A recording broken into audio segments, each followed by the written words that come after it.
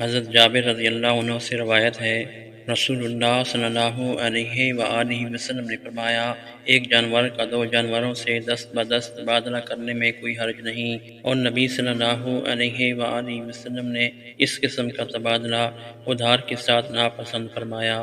حضرت ابو ہریرہ رضی اللہ عنہ سے روایت ہے، رسول اللہ صلی اللہ علیہ وآلہ وسلم نے فرمایا، جس رات مجھے معراج ہوئی، اس سفر کے دوران میں میرا گزر ایسے افراد کے پاس سے ہوا جن کے پیٹ مکانوں کی طرح بڑے بڑے تھے، ان پیٹوں میں سانپ بھرے ہوئے تھے جو ان کے پیٹوں کے باہر سے نظر آ رہے تھے۔ میں نے کہا، جبرائیل، یہ کون لوگ ہیں؟ جبرائیل علیہ السلام نے فرمایا، یہ سود کھانے والے ہیں۔ حضرت ابو ہریرہ رضی اللہ عنہ سے روایت ہے، رسول اللہ صلی اللہ علیہ وآلہ وسلم نے فرمایا، سود کے 70 گناہ ہیں، جن میں سب سے ہلکا گناہ اس قدر بڑا ہے جیسے کوئی شخص اپنی ماں سے نکاح کرے۔